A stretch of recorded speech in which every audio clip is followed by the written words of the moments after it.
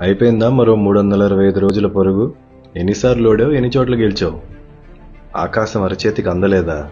పైకి చూస్తూ గోతిలో పడకపోతే గెలుపే. అదృష్టం తలుపు తట్టలేదా? పక్కింటి నవ్వులు చూసి ఏడవకపోతే అది గొప్పే. నమ్మినవాడు మోసం చేశాడా?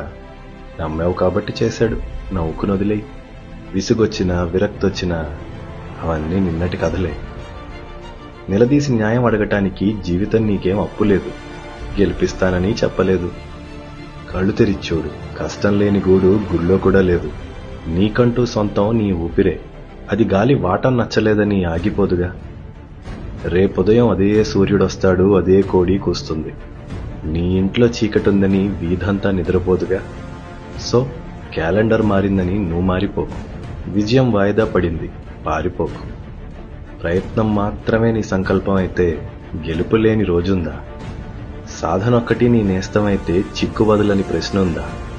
ఆ నల్లనయ్య చెప్పాడు, కర్మణ్యే వాధికారస్తే మా ఫలేషు కదాచన, మా కర్మఫల హేతుర్భూ మాతే సంగోస్త్వ కర్మణి.